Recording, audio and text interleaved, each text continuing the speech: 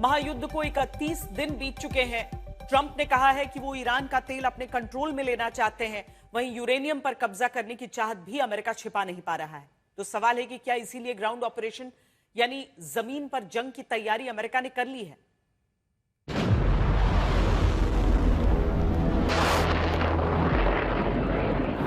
America is ending the threat posed by this radical regime.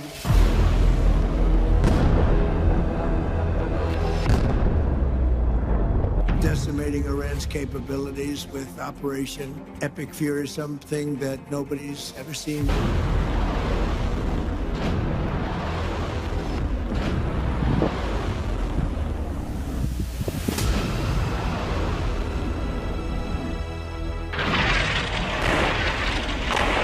And in America, we don't fear the future, we invent the future.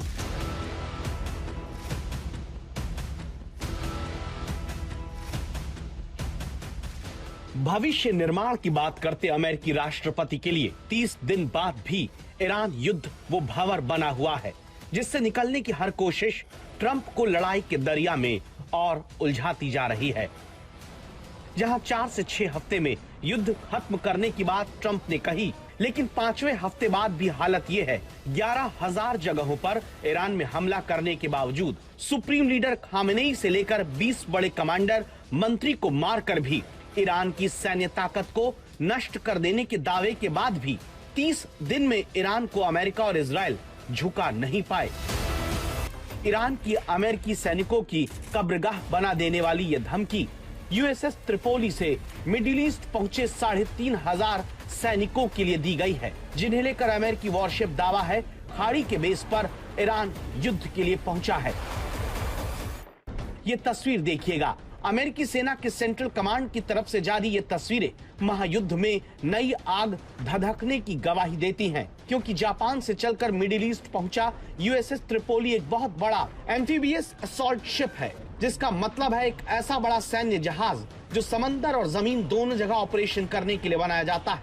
ये worship सैनिकों को समंदर से सीधे दुश्मन के किनारे तक पहुंचाता है।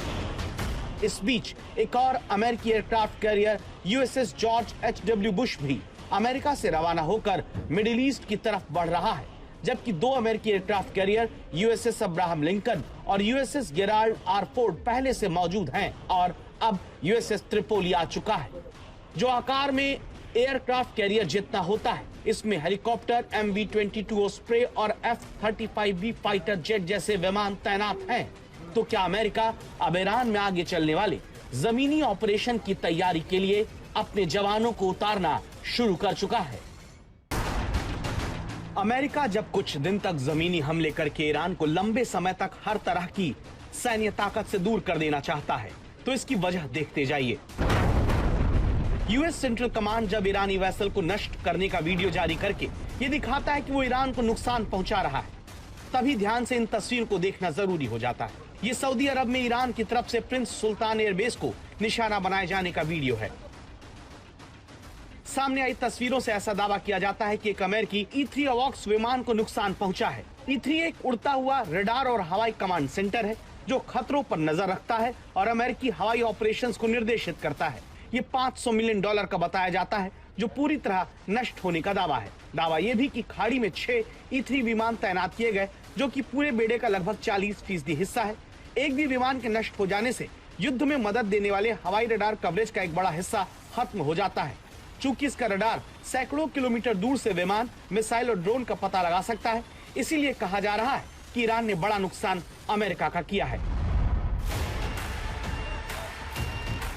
लेकिन बात केवल इतनी नहीं, कुवैत इंटरनेशनल एयरपोर्ट पर धधकती इस आग को देखिए, जहां फ्यूल टैंक्स पर ईरान का ड्रोन गिरता है। आग को काबू करने में कुवैत की फोर्स जुट जाती है, लेकिन अमेरिका की चिंता यह है कि एक तरफ 30 दिन बाद भी वो ईरान को बड़े और सटीक हमले करने से रोकने में पूरी तरह कामयाब नहीं हो पाया।